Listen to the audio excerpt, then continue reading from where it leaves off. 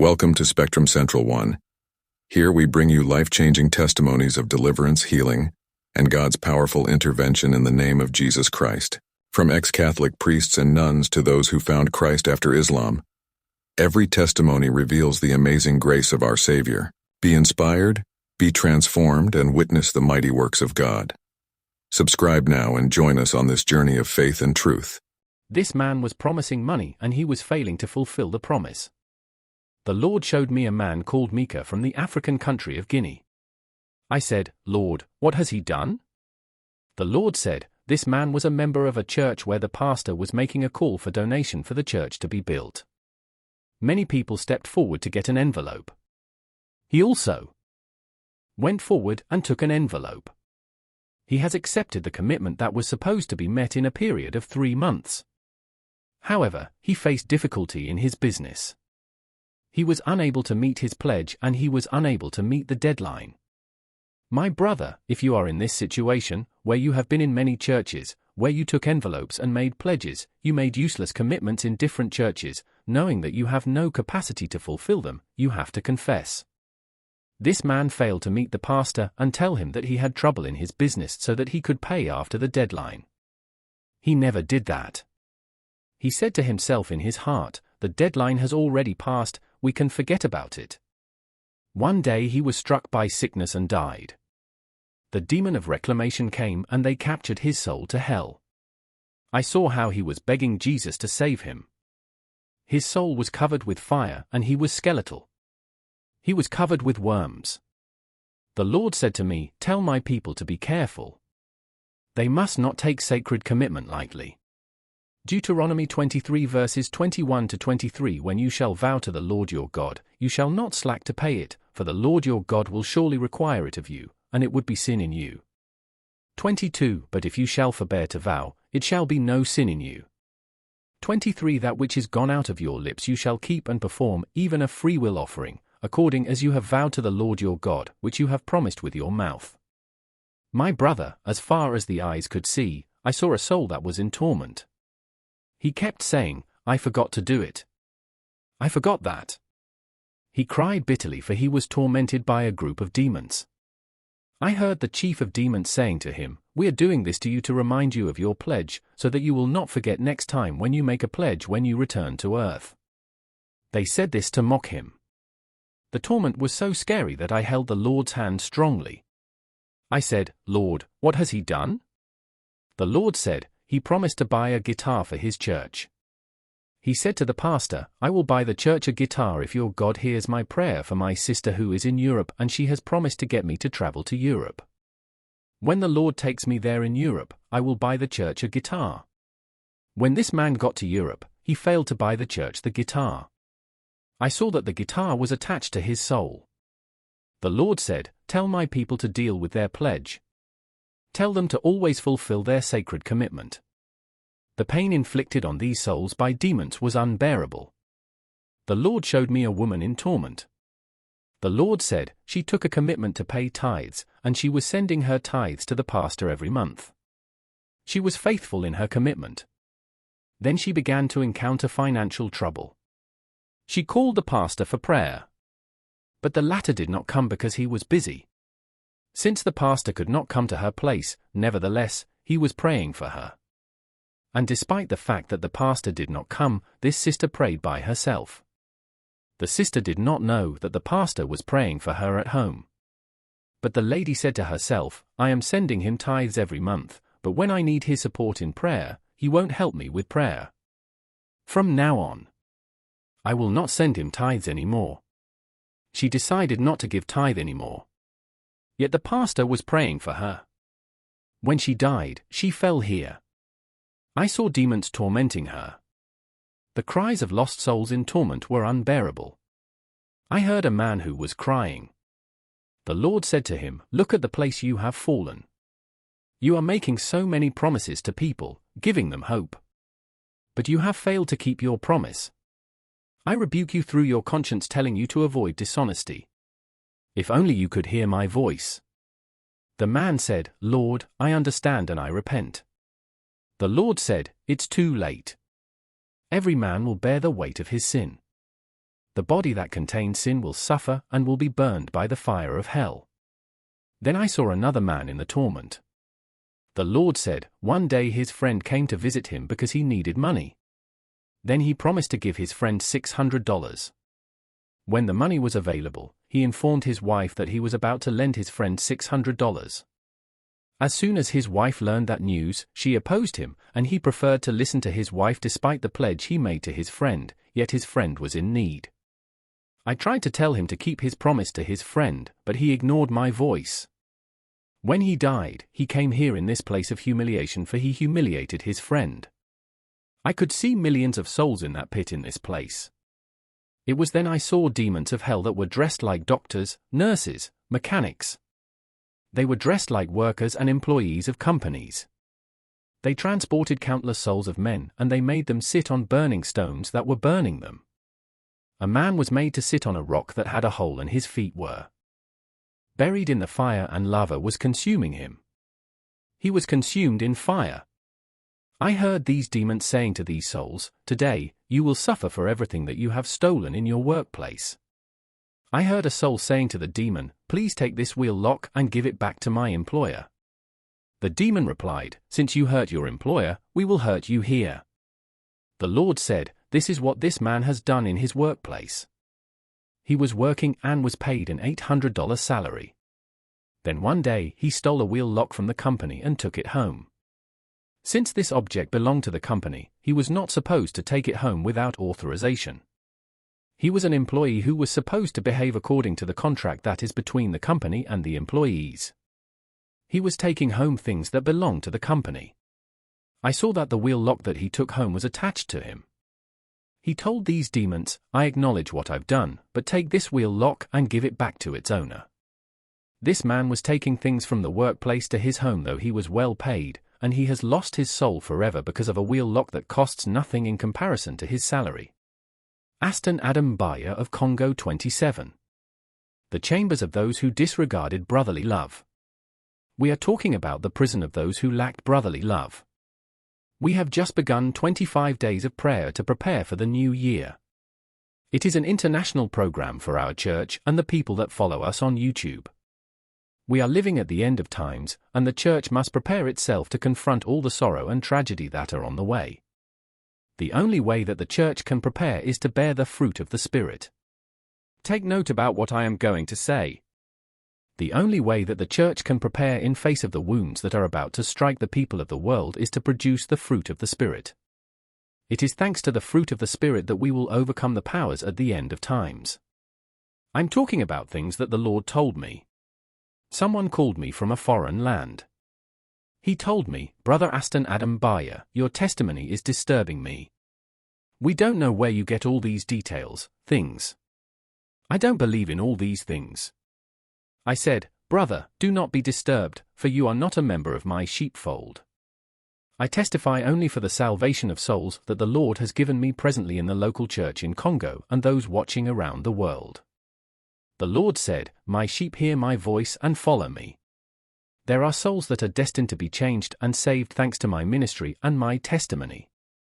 The souls that are destined for me, which the Lord prepared for me, will hear my voice.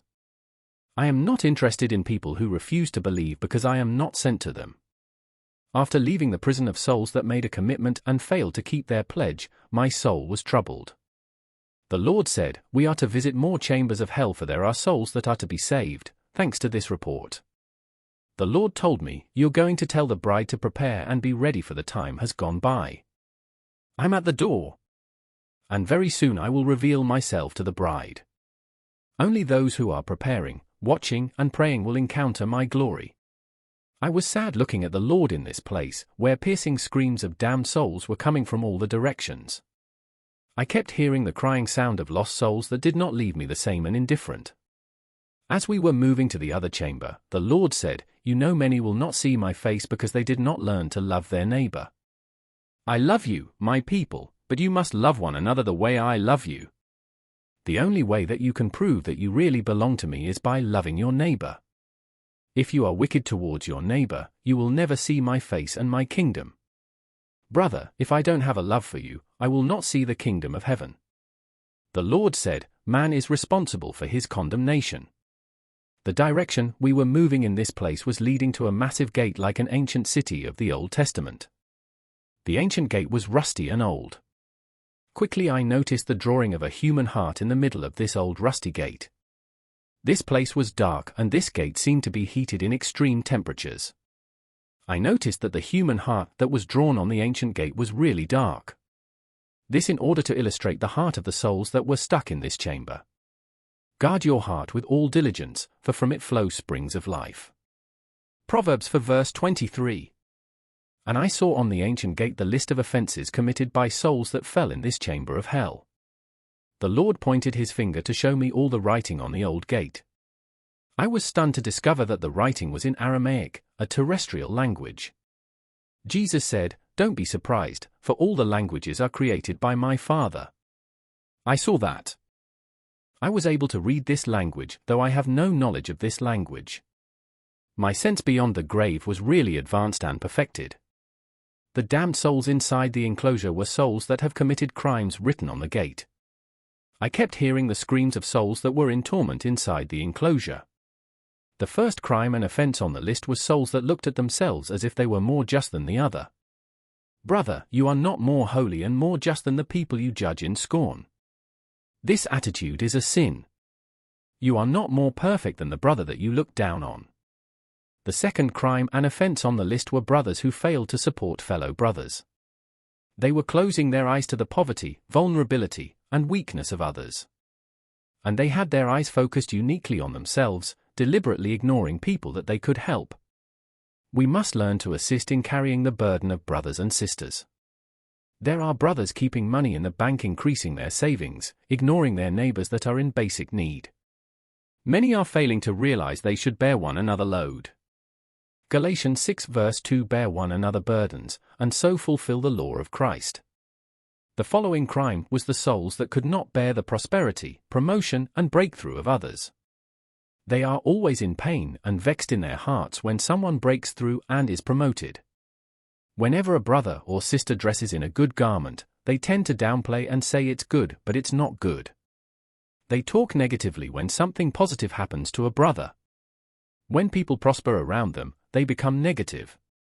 We must learn to rejoice with those who are rejoicing and share brothers' happiness instead of being sad because of their prosperity. Romans 12 verse 15 rejoice with them that do rejoice, and weep with them that weep. The next crime on this ancient door was people who entertained rancor, animosity, and wickedness in their hearts. They were also those who don't mind the brother and those who don't tell the truth. Although they were witnessing evil before them, they failed to speak when evil was prevailing. Leviticus 19 verse 17, you shall not hate your brother in your heart. You shall surely rebuke your neighbor, and not bear sin because of him.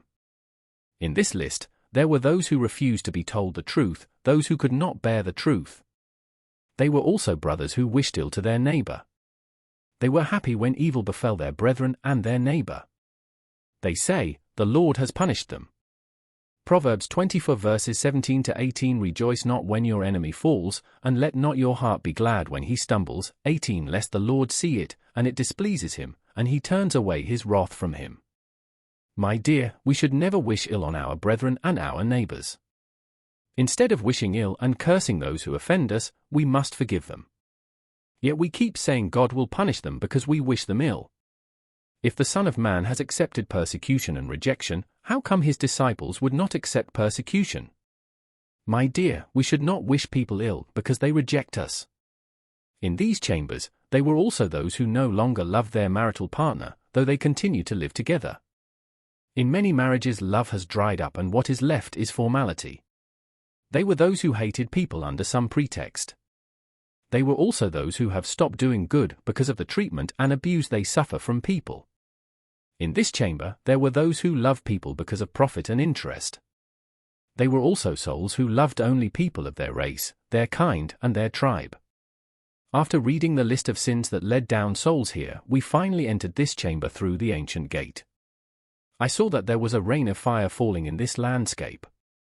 The spectacle was unbearable in this place, for nothing was as usual. It was horrific, something never seen. The place was like a forest that was burning in flames. I began to smell flesh that was burning. And I saw people burning like coal in the flames. Demons were lining up with these souls. Then we moved above the splashes of lava. Finally, we came face to face with a soul that was in his cell undergoing unbearable torment. Even when the fire of his cell was rising, he was regretting and was saying to himself, "Why did I hate him up to the point of harming him?" The Lord said to him, "Love is first and foremost loving those who offend you." As the Lord talked to the man, I looked at him as his head was lifted up towards us, and we stood above his cell. He said, "Lord, I am happy to see you in this place. I know that you have come to set me free from this place. Lord, you know that I have endured and bore those who offended me a lot. And I was tired of forgiving the same thing because the brother continued to offend me. Despite my patience, I decided to deal with him. I developed bitterness. The Lord said, when you have a good heart, whatever the treatment you receive, your heart will be constant. I asked the Lord, what has he done to fall here? The Lord said, he was engaged, but his friend was continually smearing him to his fiancée.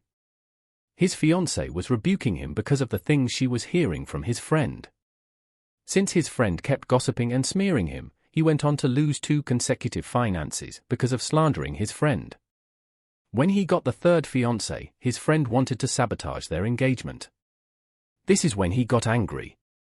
He went on to demand that his friend stop his slandering. He broke their friendship so that he would not sabotage his engagement with his fiancée. He did this to prevent the smearing and slandering he suffered from him. He published the photo of his friend on social media to break his friendship. This is because he was tired of forgiving the wrongdoing of his friend. When we forgive, we have to bear the injury. Love is about burying the wounds. When you say something to someone who took it badly and misinterpreted, you have to bear him. When we went to the next cell, I saw a damned soul inside a cell of iron bars that was like a cage. His chest was bumpy.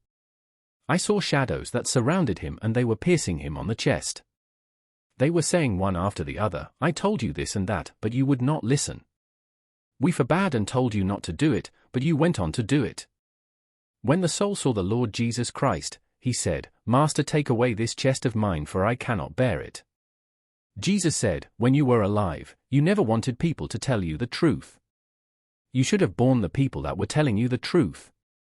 How many people have you chased away from your life because they told you the truth? Whenever you misbehave and people rebuke you, immediately you get angry at them. When people tell you that you are doing bad, you label them your enemy. You think those who are your friends are the ones hiding the truth from you. Yet friendship implies telling the truth to one another. When your friend fails to tell you the truth, he is not your friend. Many people like their friends to live with them in lies and hypocrisy. The one that loves you is supposed to tell you the truth. When a friend of yours keeps quiet when you are misbehaving, saying, "I saw that what you did was wrong, but I did not like to say it," he is not a friend. The one who loves you is the one to tell you the truth when you are on the wrong path, even if you don't like it. But this soul was hating people who were telling him the truth. He thought he was always right. Beloved, often people that observe us are the ones that know us. When they make a remark about us, they can be right. Don't always see yourself right in your own eyes. This man fell into hell because he could not bear rebuke. Jesus said to him, "You rejected those who tried to bring you back to the right path. Sins are found in your heart. It's too late for you." I was watching this man with the Lord. And I said, "Lord, what has he done?" The Lord said, he was scolding those who tried to advise and bring him back to the right path. Whenever a person tells him that he was wrong, he would get angry at the person. The Lord said, the shadows that you see surrounding him and piercing his chest are the people that were advising him when he was alive on the earth, that he chased away from his life. The Lord told me, when someone tells you the truth about a fact, the words that he tells is already a judgment against you. When someone tells you that you are wrong and that what you are doing is wrong, when you refuse these truths because of your heart, understanding these words of reproach and rebuke that you are rejecting are themselves a judgment against you. And these reproaches and rebukes that you are rejecting will appear on the day of judgment in order to condemn you before God. Therefore, be thoughtful when someone tells you something. Then we saw a soul that was tied in his cell. I learned that he no longer had affection in his heart for his father, for his dad never recognized his achievement. The father was radical but mediocre.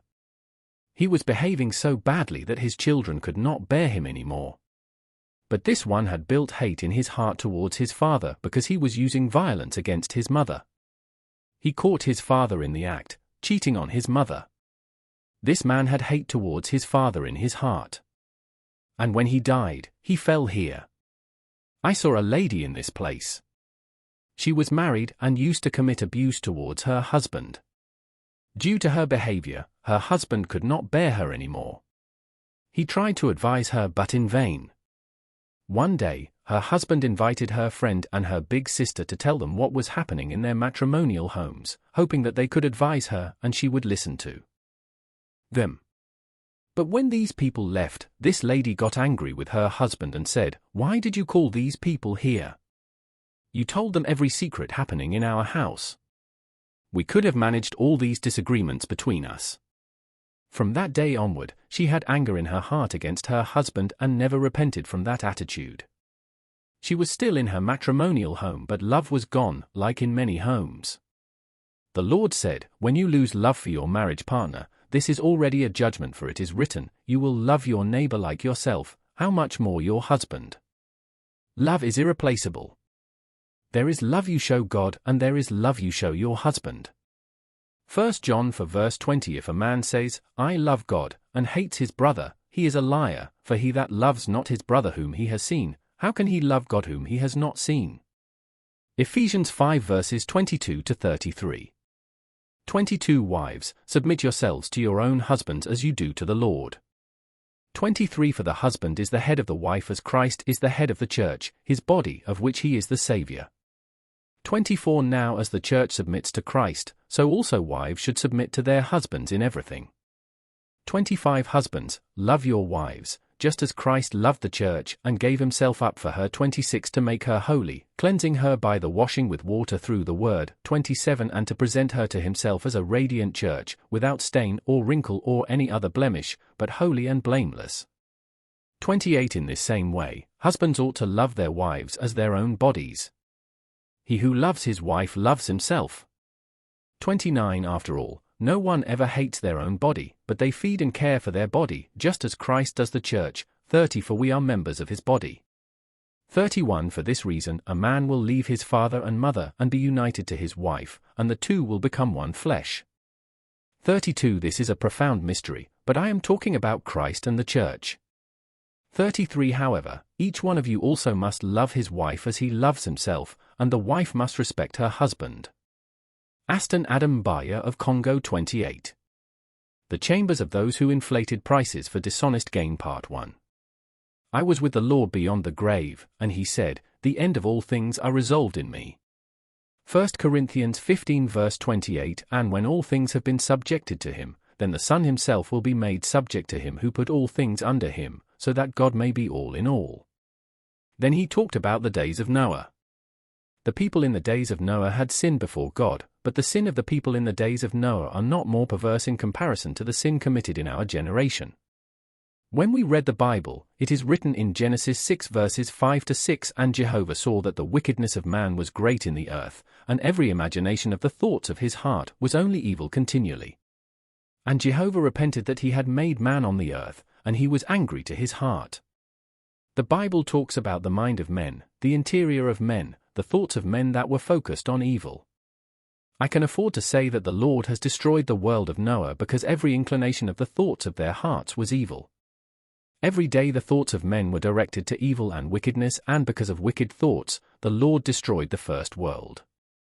Even if they did not do the sinful action, they were always thinking wicked thoughts.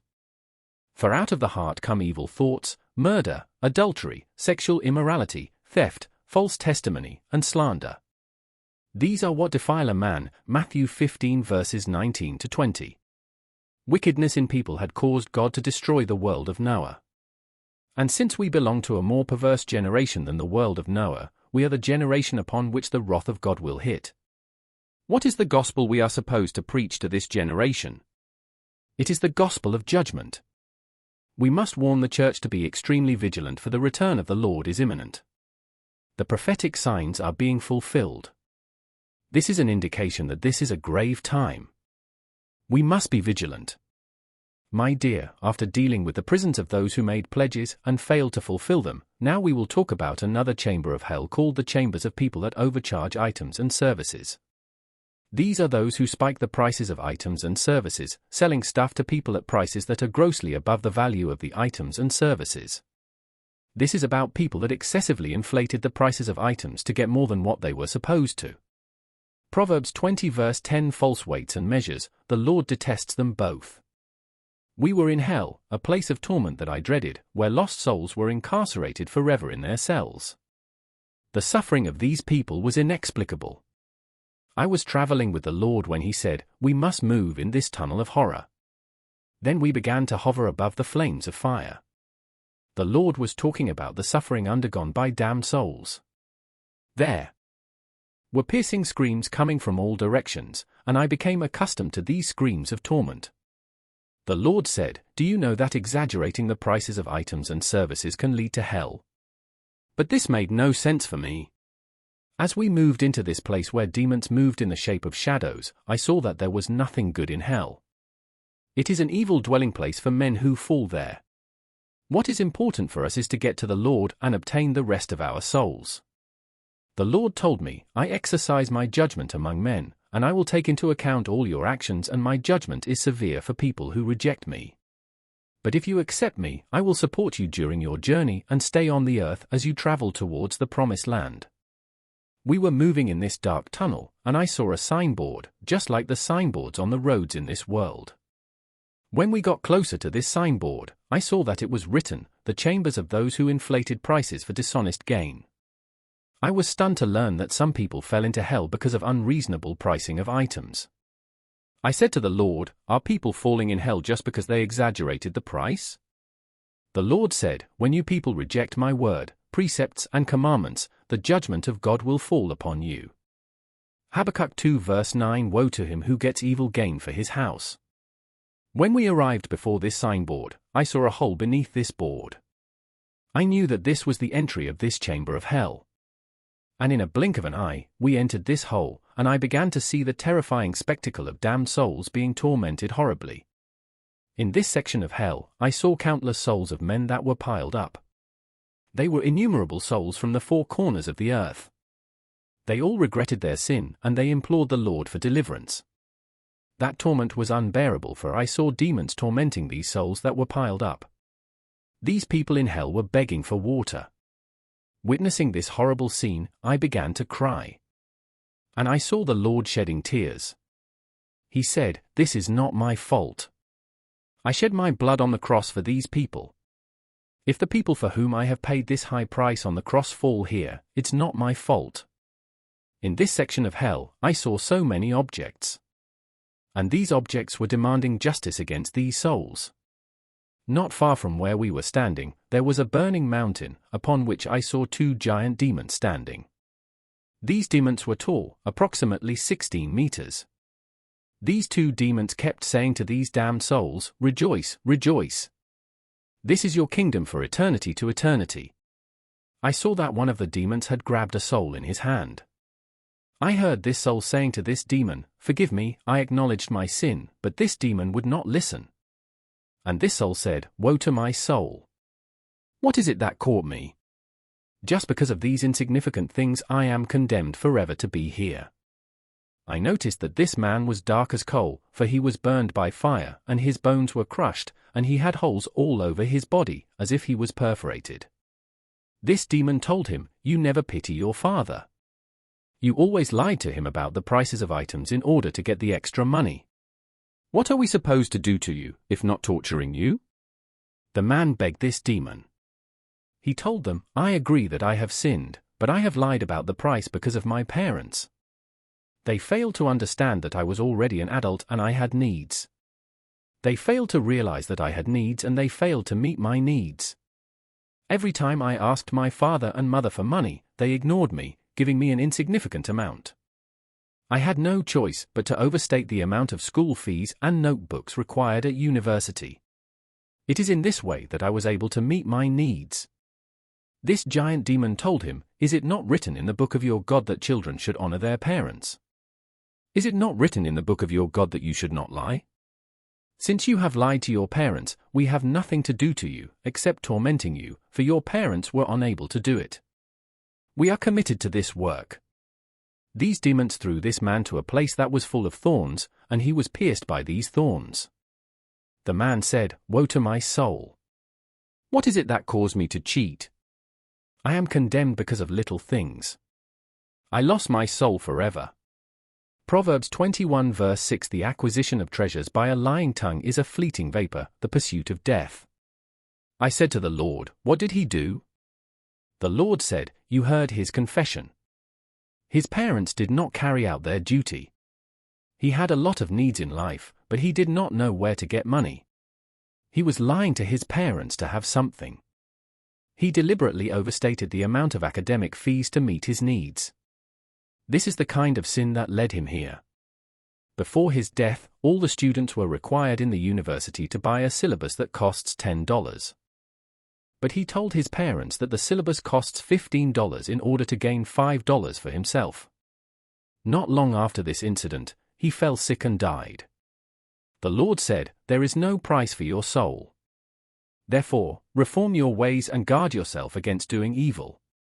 Mark 8 verse 37. Or what shall a man give in exchange for his soul? My dear, I used to think that these price exaggerations that we used to do to our parents in order to profit some money from them were not so grave. Yet innumerable souls were piled up in this place for this sin. Then the Lord took me to a mountain. When we climbed to the top of this mountain, I saw that there were thousands of openings and pits that were vomiting fire like lava spilled by volcanoes. The Lord said, "I must take you to visit souls that are imprisoned in these pits of fire." I said, "Lord, what is the fate of these souls that are tormented here?" The Lord said, "It's too late for them. For when a soul falls in hell, there is no more salvation for him, only the wrath of God that is enough for him. It is a great day of wrath reserved for all sinners that have tread on my grace." Quickly, we moved to a pit of fire where I saw a soul that was trying hard to move out. He kept shouting, "Who is there to save me? Who is there to liberate me?" But there was no help coming for him. He knew that it was too late for him. He was skeletal and his bones were covered by maggots. I noticed a lot of money in his pit, and this money was claiming God's justice. He kept saying to this money that was accusing him, "Stop tormenting me. I will give back the money I owe to the owner. I am ready to hand you back to your owner. I have had enough. I spent so many years here for these little things I did." The Lord said to him, "Sin is enough to be punished. Whoever commits sin has a pit reserved for him in this place."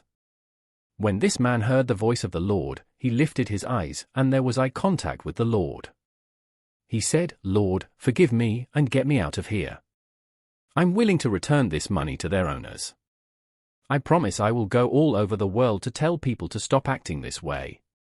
I will evangelize in bus stops, public places, and public transports. I am ready to follow your way and serve you now." The Lord said, "You had multiple opportunities to change your way. I raised my servants to warn you before it gets too late. But now it is too late. I even sent your friend to rebuke you. Even your wife was telling you that what you were doing was wrong. You have failed to listen to the voice of your wife who was talking to you on my behalf. Today, my son, I cannot do anything for you. It's too late. The wrath has fallen upon you." But this man kept begging the Lord. He said, "Lord, have pity on my soul and grant me grace. I want to return to earth just for 30 seconds and repent.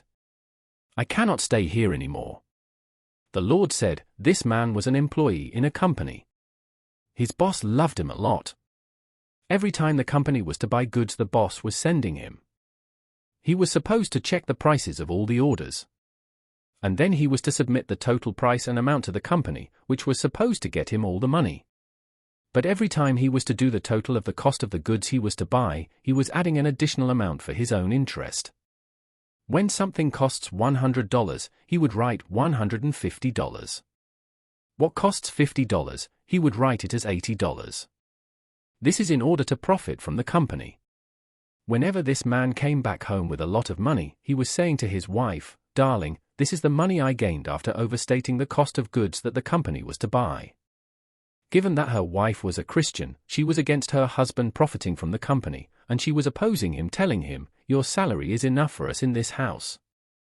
You don't need to misquote the price of goods higher in order to acquire unjust gain from the company." But he kept telling his wife, "I have a lot of responsibilities and a lot of things to do. I have no choice. We got to profit from this opportunity and enjoy life." Later on, he got sick and died. That is why the demons of hell captured his soul and brought him here. If only he had heeded the voice of his wife. Proverbs 16 verse 8, "Better is a little with righteousness than great income with injustice." When the Lord was telling his story, he kept saying, "Lord, get me out of here." But the Lord kept saying, "Too late. The judgment has fallen. The time for settling accounts has happened." Then we went to another pit where the fire was burning a man. This fire was rising from the ground to the top of the pit, burning him. I saw that he was a burning skeleton. The Lord said to him, "You were lying to my servant and stealing sacred money to use it for your own interest. If only you heard the warning of my servant, you would not be here, but this is how you ended." He said, "Lord, it's not my fault. It's my pastor, who gave me the responsibility of dealing with the church supplies. I was the one buying all the instruments. But the pastor was selfish. He never considered that I had needs. He was earning a lot of money in the church. But we were serving him for free. While he had more than enough, he ignored us. That is why I was overstating the prices of church instruments to gather some money for myself. Forgive me, Lord, I am conscious of my sin." Since I wanted to know more, I said, "Lord, what has he done?"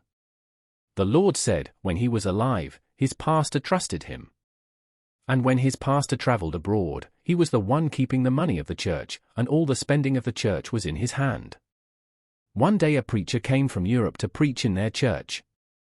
When the pastor sent him to buy instruments and the microphone for the guests from Europe, he overstated the price of the microphone. And the pastor trusted him and gave all he asked to buy everything. And when he took that money, he bought instruments and retained the extra money for himself. I poured my anger on him. He got sick and died.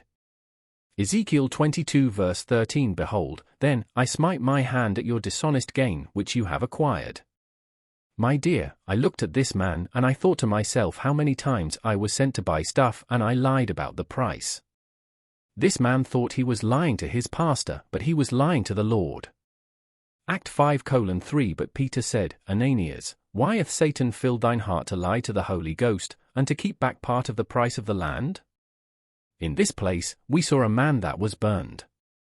He said, "Lord, I used public money. I thought it was not an issue since it was a public fund."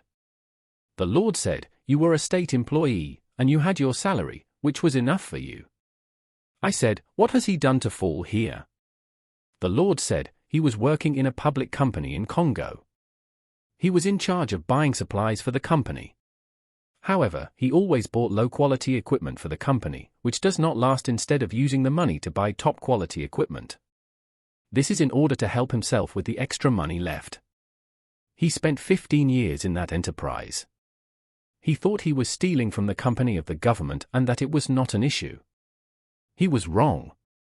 1 Timothy 6 verse 10, "For the love of money is a root of all kinds of evils." It is through this craving that some have wandered away from the faith and pierced themselves with many pangs. Aston Adam Mbaya of Congo 29. The Chambers of Those Who Inflated Prices for Dishonest Gain, Part 2. I bless the Lord who enabled us to reveal mysteries of these chambers of hell to his church, hoping that no one will be lost. The Lord has raised a generation of teachers. He said, "I am not the one that judges you. It's the word I taught you. These words will manifest on the day of judgment to testify against you if you fail to obey."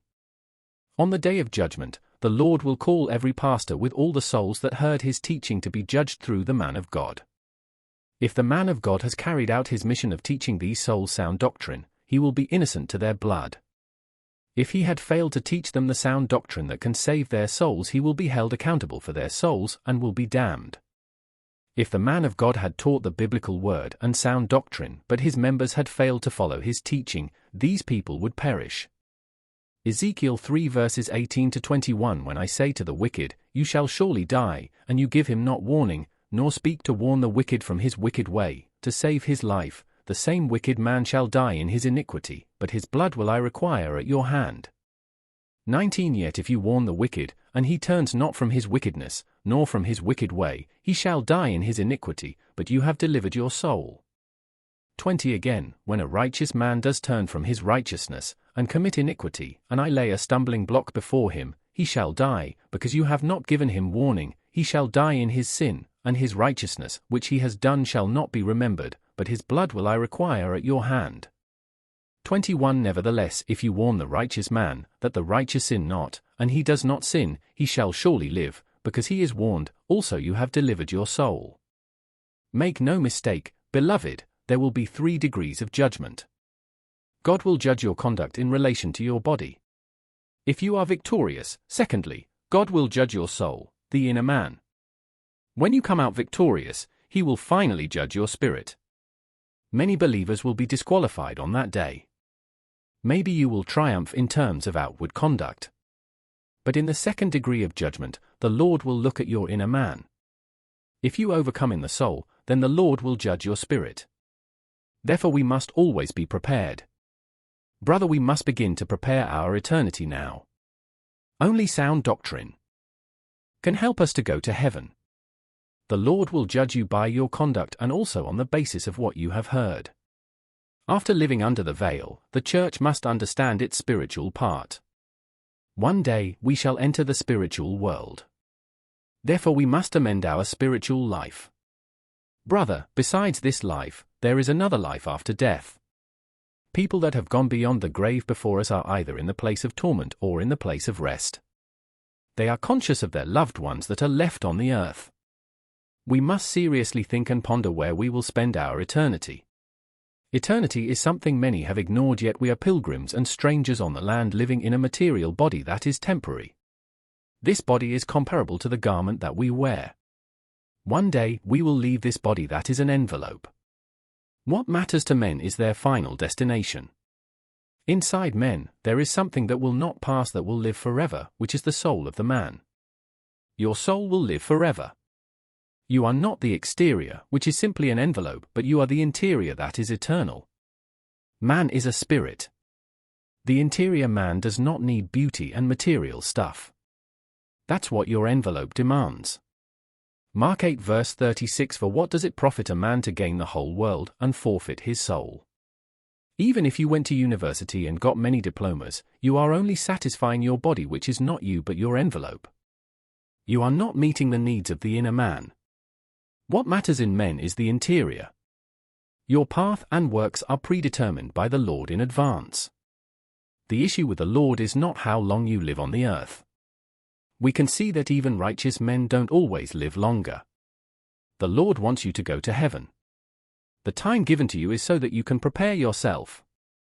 In this experience, the Lord took me to a place where I saw many pits of fire with people inside. And he informed me that it was a place where people that sell items in the market at exaggerated prices are damned forever. I saw that all these pits of fire were surrounded by boards upon which were written exaggerated prices of items. I observed these pits that stretched far beyond what my eyesight could see. Leviticus 25 verse 14. And if you make a sale to your neighbor or buy from your neighbor, you shall not wrong one another. The Lord said, we have to visit these souls. I want the world to be aware of all the realities that you will see here.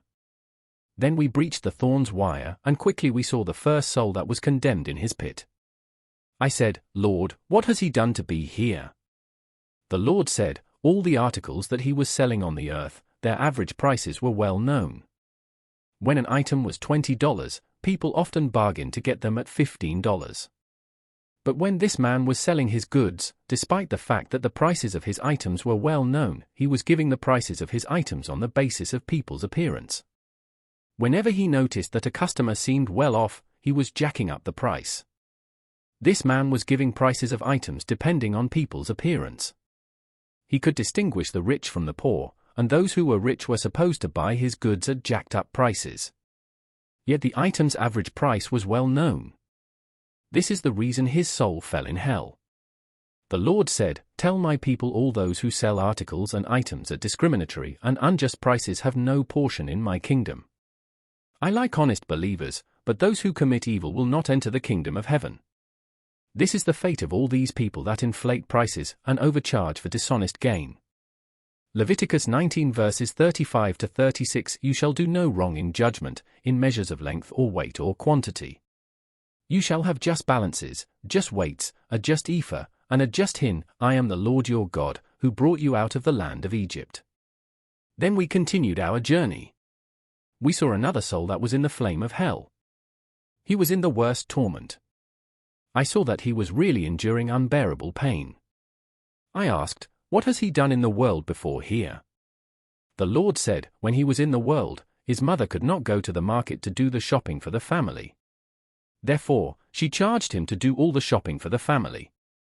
Given that his mother was writing all the prices of these items that he was supposed to buy, his mother was giving the money on the basis of the average and known prices. But whenever this man was going to the market, he was bargaining with the seller so that he would buy these items at a lower price, in order to profit from the remaining money. Yet this was not his money. This was money made available by his mother for family expenditure.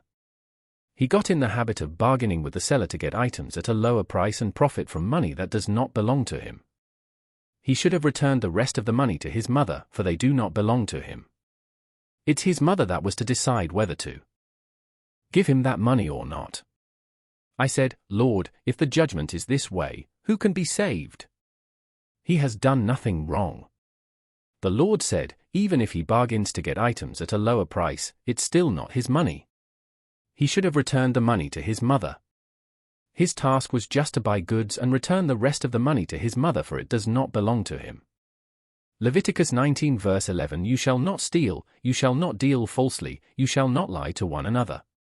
Then we went to the next pit, where I saw a lady who was in extreme torment. Liquid fire and grill were falling on her, and she was begging the Lord to save her. The Lord said, she was a married woman. Her husband was taking care of her when she was pregnant. She told her husband, "Since I am feeling exhausted, we need to employ a mate that can help us, so that what I cannot do, she would do it for me." The husband said to her, "I have no time. Just find a maid that you trust and I will pay her salary." When the maid came, she asked for a salary of $300. But the lady bargained with her, and she accepted a salary of $250. This lady told her maid, "Don't tell my husband that your salary is $250. But I will be paying you that amount. I only want my husband to know that we have agreed to a salary of $300. But every time my husband gives me $300, I will pay you $250. Only $50 will be mine." That is the way this lady was left with $50 every month, and she fell into hell as a result of dishonesty.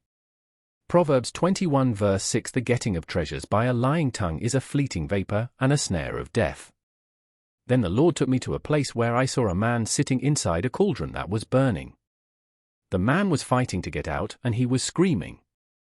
The Lord said, "You have sinned, and this is the wage of sin you are suffering." I asked, "What has he done?" The Lord said, "He was in charge of doing provision for the family. Every day his mother gave him money to do the shopping for the family. The mother did not make a list of what he was to buy. She just gave him an amount that she thought was enough for daily provision.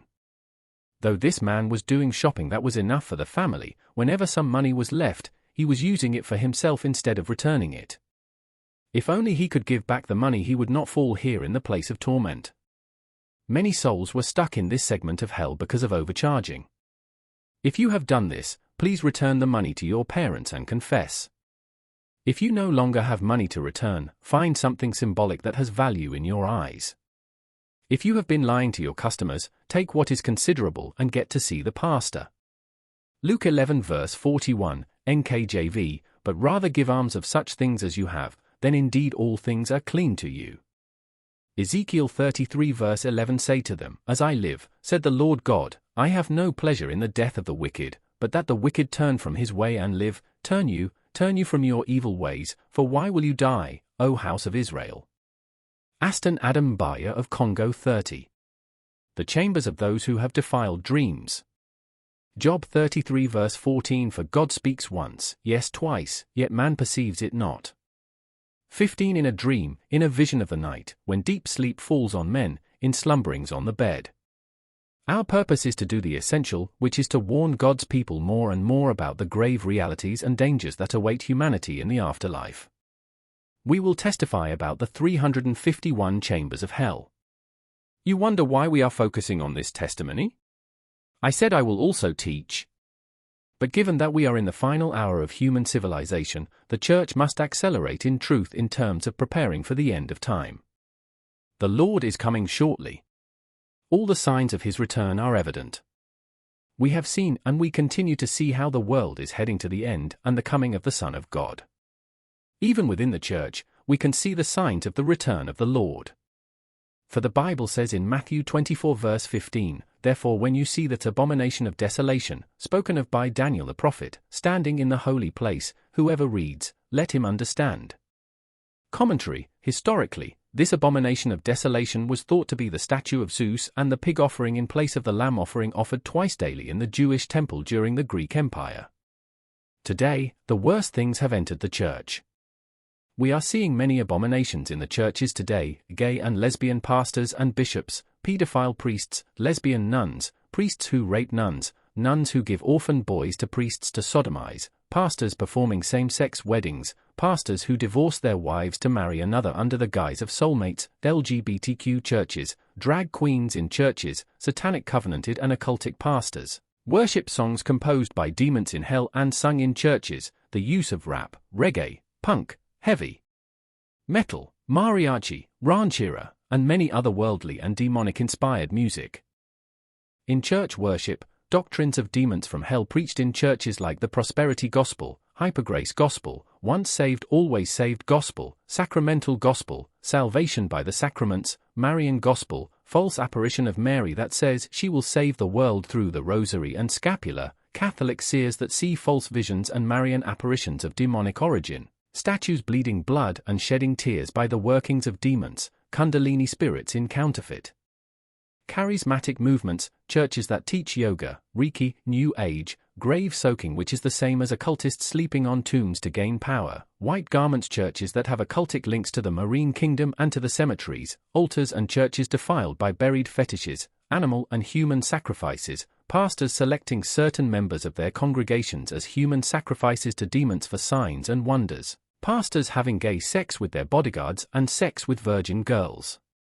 Before church service for power and healing in the church, infiltration of witches into churches and Bible colleges where they take over the leadership, the prophetic teams, the intercessory group, fornication in church leadership and worship teams that release demons of lust to the congregation, pastors operating signs and wonders by marine spirits and sacred demons, pastors using oils obtained from shamans and occultists to work miracles in churches, pastors selling anointed waters and bracelets obtained from marine kingdom, pastors marrying mermaids for power and mermaids appearing in churches as the pastors' wives, prophets prophesying and seeing visions from the second heaven, which is the realm of fallen angels, churches who worship fallen angels under the guise of Mary and the saints, persons in scattered parts of the world claiming to be Jesus Christ, enthronement ceremony by Satanists in the Vatican, satanic ritual abuse in churches, churches that celebrate pagan festivals like Mother's Day, Christmas, Valentine etc., women possessed by spirits of vanity adorning themselves with bewitched beauty products from hell wearing men's clothes like pants and seductive dresses inspired by marine spirits. And many more not listed here. All these abominations are paving the way for the Antichrist to take his place in the third temple as the abomination of desolation.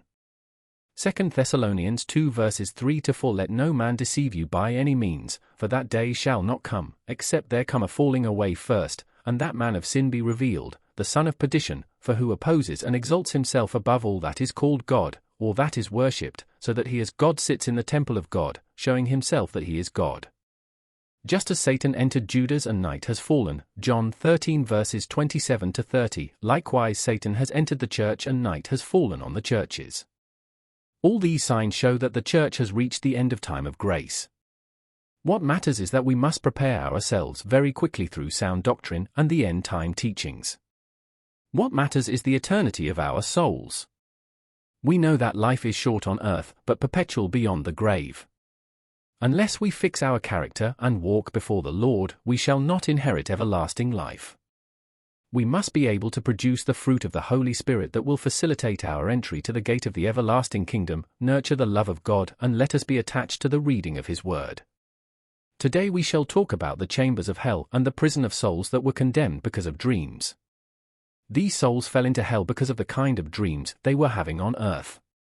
First and foremost, the Lord told me dreams are a representation of the spiritual identity of people.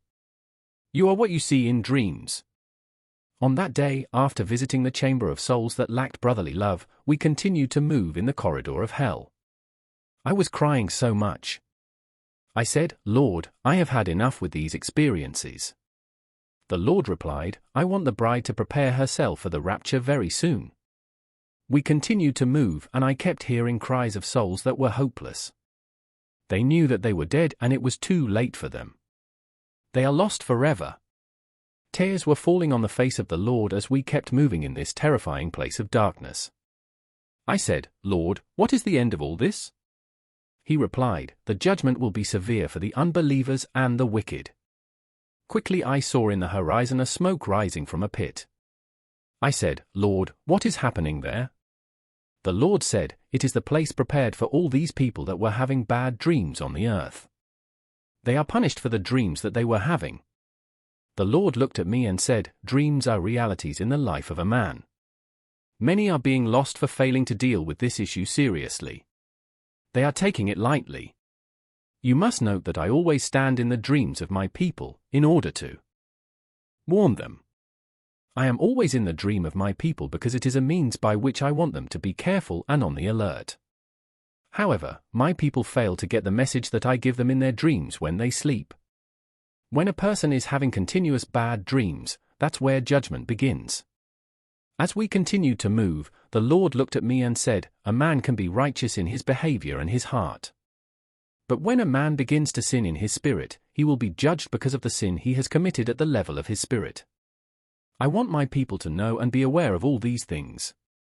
There are our spiritual sins that the world must confront. 2 Corinthians 7 verse 1, therefore, having these promises, beloved, let us cleanse ourselves from all filthiness of the flesh and spirit, perfecting holiness in the fear of God.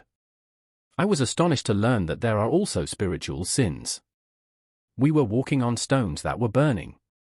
They were burning trees, and there were impure animals.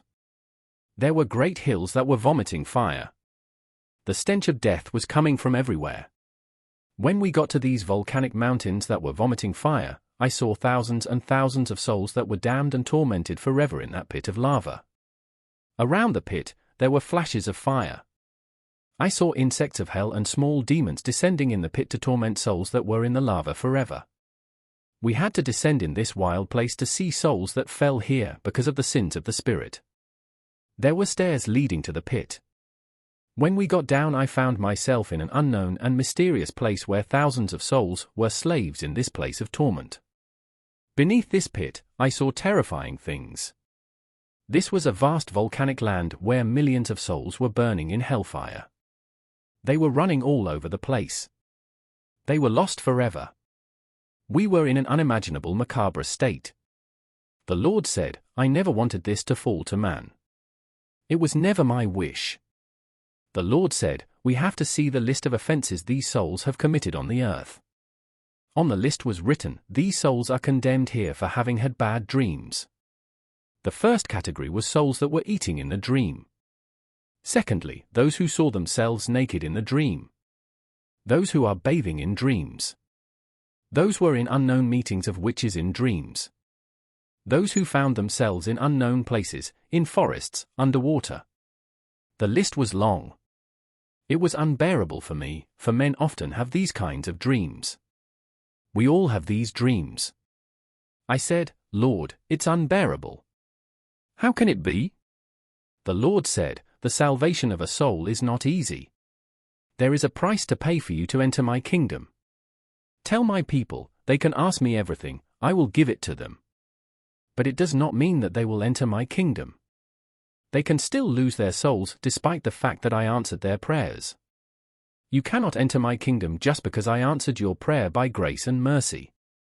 My kingdom is so precious. You're going to make mistakes in life and your walk, but make sure to amend your shortcomings on the land and repent. Tell my people to be extremely careful.